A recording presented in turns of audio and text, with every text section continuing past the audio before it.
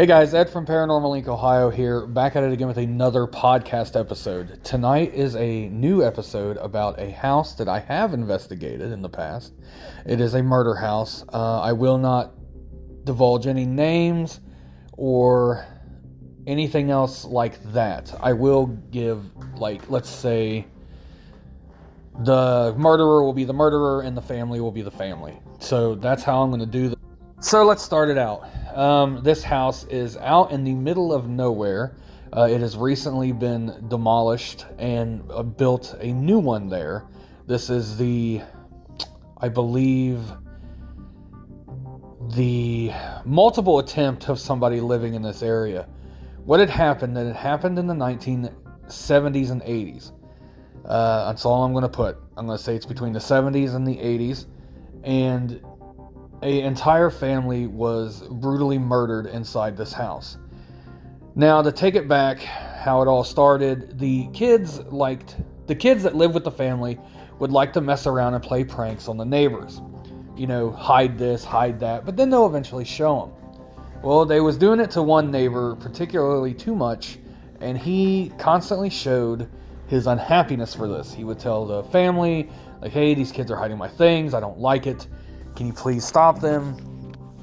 You know, of course, parents would tell their kids, and then kids will be kids. You know, they're going to try to have fun and everything like that. Till one time, it just went too far, evidently, for the murderer, and he decided to go inside the house with a semi-automatic pistol and kill everyone in the house. He started in the kitchen with the mother and the father, then he went through the house killing each and every individual child, including an infant baby. One of the children hid, and he did not find them. Thank God he was quiet enough and hid through the whole thing to where he survived. He was the only surviving member of the family that lived through this massacre. And after that, for years and years and years, this house sat abandoned, open for anyone and everyone to come out there to have parties and just destroy the house.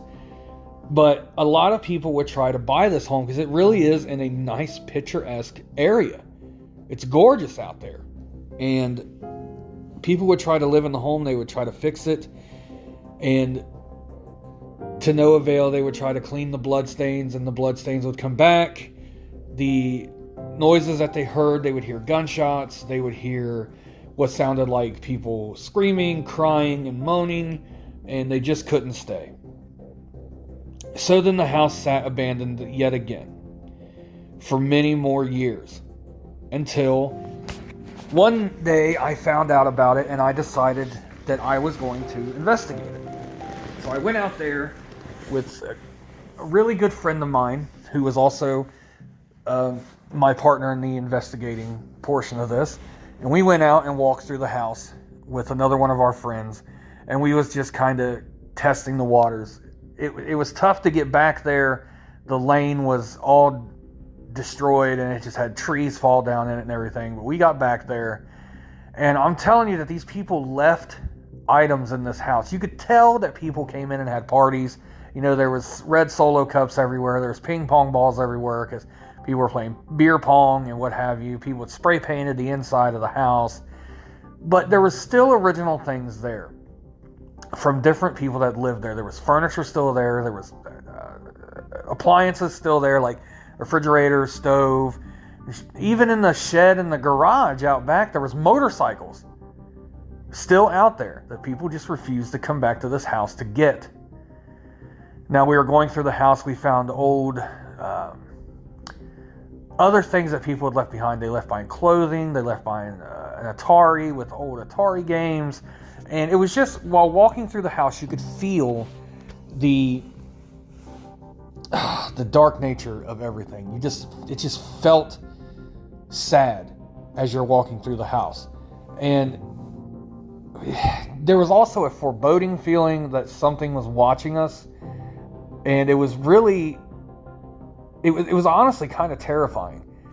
And we did this during the day. We walked through, we caught EVPs of different children's voices. We heard what sounded like a baby crying. We heard a woman. And again, we could hear things that sound like gunshots. But again, you can explain away the gunshots, I think, because this is out in the country, like out in the middle of nowhere. You know, people like to shoot their guns. Maybe they're out hunting or they're just out having a good time. So I can't necessarily say that the gunshots was anything paranormal, but it was crazy because it sounded like it was right there in the house. You'd be upstairs, you would hear it downstairs. You'd run downstairs, there'd be nothing there. But again, I can't debunk it. I can't, to this day, I still don't know. So after, we also saw what looked like bloodstains on the walls throughout the house. And it was just, it was just awful. And we was there for maybe 2-3 hours, and we decided to call it quits. We left, and as we're leaving, I just had this feeling like something didn't want us to go. You ever got that feeling when you leave the house, your kids are in there, you know your kids don't want you to go, like say you're going to work or whatever. They're young, they're little, and they're like, oh, daddy, no, or mommy, no, don't go to work. That's what it kind of felt like. Like something didn't want us to go. And we had left and went back, we listened to all the evidence and, you know, put it in our filing and just filed it away. Because nobody owned the house. We didn't know if anybody owned the house at the time. We did ask the neighbor, and the neighbor said that it was a part of his family's house. Like his family now owned it, and he didn't mind that we went back there and checked it out. But he didn't know anything else about it. So a couple of years, 2-3 years go by, and I'm still thinking about this house. I still drive by it. You know, I see the driveway, and I just want to go back there. It was like something wanted me to go back there. So one night we went back. It was the middle of the night. We went through the cornfield to try to walk back through there, because at this point in time I lived, you know, near the house. And a good friend of mine, he was like, man, we should go check it out. I said, I know. I said, the owner didn't mind it those years ago, and the guy still lived there, but I didn't want to wake him up in the middle of the night. So we walked through the cornfields to get to it. We got to it, and this was the middle of the night. It was terrifying at this point. Walking up to the front door, it just felt like you're not supposed to be there. It felt like something was telling us not to be there, not to go inside there. We both felt this feeling. Well, we didn't listen to our gut feelings. We went inside, and we walked around, and everything was still the same. After all these years, everything was still the same. You know, there was the house is falling apart. It's deteriorating at this point. And we looked upstairs. We walked up the stairs. A couple of the stairs were kind of weak, so we didn't really want to go up all the way, but we did. And the rooms upstairs, it was just a totally different feeling, man. It was, you could hear footsteps through the house. So at this point, I'm setting up everything. I'm getting the equipment ready. The K2 meter is just going absolutely insane. It's going to a solid red and staying there. I'm telling you, if you want to communicate, bring it all the way down to green, and it would go all the way down to green, and then go all the way back up to red. And as we're asking questions like, who are you? You know, are you the murderer? It can't be the murderer, because the murderer's still in prison. He's on death row. The last I heard, he was on death row. At this point in time, he was still alive. So I know it wasn't the murderer, because he's still alive. He's in prison. And so I didn't get any response back to that. So I started asking, are you the children? You know, I didn't get any response. I said, are you the mother? I didn't get any response. I said, are you the father? And the K2 meter, boom, just green, red, green, red, green, red, green, red, green, red. And I'm catching EVPs of it saying, help us, please. And then I got this one that said leave. It was on the Ovulus box. It just flat out said leave. And then it said go. And then it said get out. So I started talking to it. I was like, I don't want to disrespect you. I don't know I'm sorry about what had happened to you and your family. I'm not here to be disrespectful, but you guys can move on. You can go into the light and move on to the next world. And at that point, all the equipment just shut down. It all died. Batteries all dead and everything. So I tell my buddy, I said, dude, everything's dead. He goes, yeah, everything of mine is dead as well. And at this point, we could hear footsteps again. But this time, it just sounded like it was somebody in the house.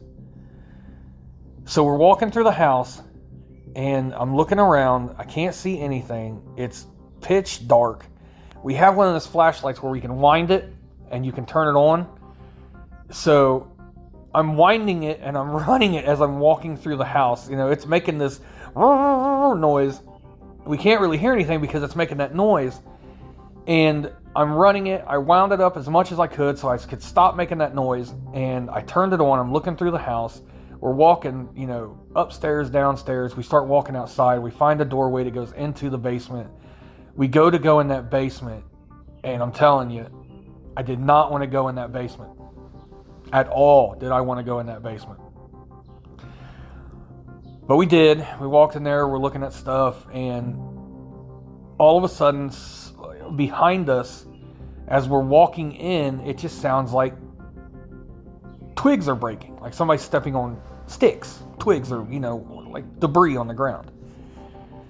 I look behind me. I'm looking around, all around with the flashlight. And this is a pretty bright flashlight. You got to continuously wind it though to keep the charge on it. So, but there's nothing there. There's nothing there. Like we looked completely around everywhere, and there was nothing. We went back into the basement, and when I'm in the basement, I just feel awful. I feel nauseous. I just feel sick to my stomach. And I just start feeling very sad, and I feel bad for what had happened to those people here. So we're sitting in there, we're asking questions. I mean, I've got no way to record anything, so I'm saying, hey, make a noise if you're here. Just simple questions like that. Nothing had happened, and I finally looked at him and said, man, I think we should go. And as soon as I said that, the biggest crash from the other side of the room of the basement, it was like someone just threw something.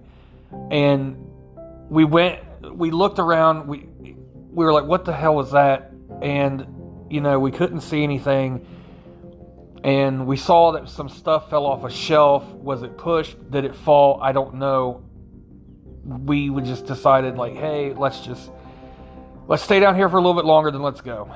Then we heard footsteps again outside. And we got quiet.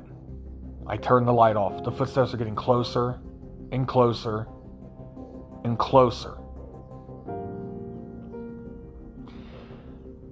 Finally, I look down and the Ovilus box is on. And the Ovilus box said, go. And for some reason, I was like, this is just too much of a coincidence for this thing to turn on. So I said, we got to go now. So we leave. We bolt out of there. We're running through the woods to get back to where we could get on the main road and get out of there. And as we're running, we hear something say, hey. But it wasn't like a normal voice. It was like, hey. It was a real deep voice. Just a terrifying voice. And it gave us more pep in our step, and we ran.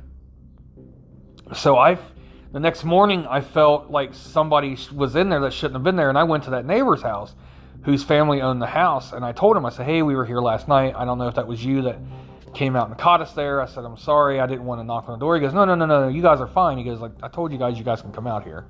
And I said, well, there's somebody was walking around out here, and they yelled, hey, at us. And I don't know if somebody's trying to break and, do something to the house, or if there's maybe some homeless guys living there or whatever. He said that we weren't the only group that has said that has gone there to investigate that house and has said that to him. And he said he doesn't know what it is. He doesn't want to know what it is. And that was the end of that. And this was so many years ago, guys. And now the house has been rebuilt. It was torn down. It was rebuilt. It's a gorgeous house. But not long after that, when I drove by, there was a for sale sign out there. So I don't know, what had transpired between then and, now. if the family was hearing things or whatever, and then they just decided they couldn't take it no more and they just, left. So that is the story of the murder house that I believe is very haunted by something. And perhaps, I don't know if the spirits were telling us to get out because there was somebody bad there, or it was just an angry spirit itself. But I got to thinking, because I told the story of the Chop Chop house last night, and it just made me remember this house that I investigated before, and I was like, oh man, that sounds about right. And that's a good story. So when I said yesterday that while I was saying the Chop Chop house, that there would be another murder house, this was the murder house. And guys, it was one of the scariest haunts that I had been to be honest with you. One of the scariest investigations, because things were just happening that was just out of the norm for an investigation. At that point, for me, that things were just happening very crazy like. So I hope you guys enjoyed tonight's episode, and you guys can always go to paranormalinkohio.com. There you can check out some old ghost hunts and ghost stories. Check out our crystals and the powers that they hold. You can check out the sage bundles for all cleansing needs, the pendants, the necklaces, the bracelets, the jewelry that goes along with the crystals. From there, you can go to Paranormal Link Ohio group. That is our group page on Facebook. There we talk about all things paranormal. You guys give me ideas for shows, and I will do the research, and I will come up with the show. I will give you guys a shout out, or I'll have you guys on the show. There you can go to Paranormal Link Ohio on TikTok and YouTube. There on YouTube, I am putting full episodes of the podcast on there, and I'm putting some partial episodes on TikTok. That way you guys can come check out the podcast channel on all podcast formats. Is the Paranormal Inc. Ohio podcast. That is every day I'll have a new episode. Monday, Tuesday, and Wednesday they will be at 10 p.m. Then Thursday and Friday they will be at 8 p.m. Saturday and Sunday again will be 10 p.m. because I'm live Thursday nights on Facebook at 10 p.m. with a discussion in the paranormal and have some ghost stories, like some live stories like I've told now, but just live. And Friday is our Fear Friday lives at 10 p.m. on Facebook. There we go to an in-depth conversation about the paranormal, and we also do live investigations, guys. So check us out there. I hope you guys enjoyed tonight's episode. Thank you so much for listening and coming back again for another episode. I love you guys so much, and I hope you guys have a great day. And you will hear again from me tomorrow night at 8 p.m. And then 10 p.m. we'll be live on Facebook. Have a good day, guys. Bye, everybody.